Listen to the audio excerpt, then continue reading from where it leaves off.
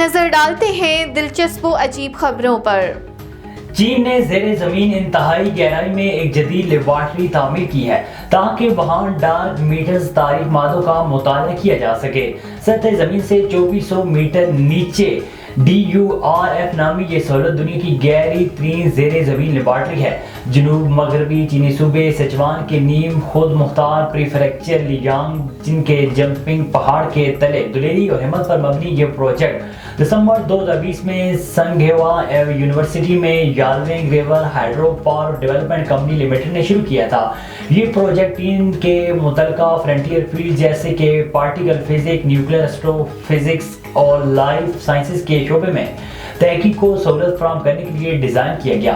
اطلاعات کے مطابق DURF زمین پر صاف ترین جگہ بھی فراہم کرتا ہے تاکہ غیر مرئی مادے جو کہ ڈارک میٹر کے نیچے سے جانے جاتے ہیں کی تحقیق کی سہولت فراہم کی جا سکے۔ کینیڈا سے تعلق رکھنے والے ایک سائیکل سوار نے 130 کلومیٹر تک ہاتھ چھوڑ کر سائیکل چلا کر گینیز ورلڈ ریکارڈ قائم کر دیا۔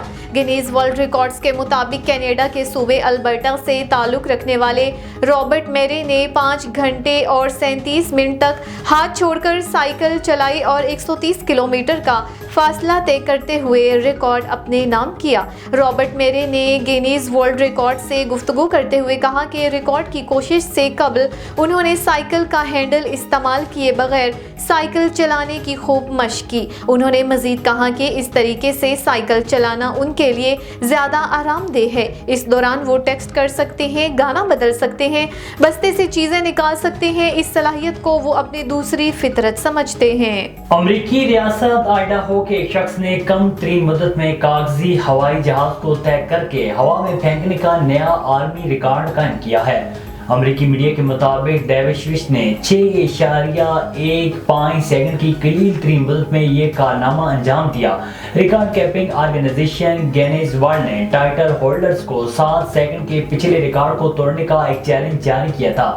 چیلنج کو مد نظر رکھتے ہوئے ڈیوش نے جو 250 سے زیادہ گینیز ورلڈ ریکارڈ کے حامل ہیں نے چیلنج کو پورا کرنے میں کامیابی حاصل کی ہے۔ ریش کا اس موقع پر کہنا تھا کہ انہوں نے آن کیمرہ کوشش کرنے سے پہلے 2 دن تک مشق کی، لیکن اپنی ویڈیو اپلوڈ کرنے کے بعد انہیں پتہ چلا کہ ایک اور شخص نے انہیں شکست دے دی۔ تاہم انہوں نے اسی شام کو دوبارہ چیلنج کیا اور اپنا وقت 6.15 سیکنڈ تک کم کرنے میں کامیاب ہوئے، جو بالآخر گینیز ورلڈ ریکارڈ ٹائٹل حاصل کرنے کے لیے کافی تھا۔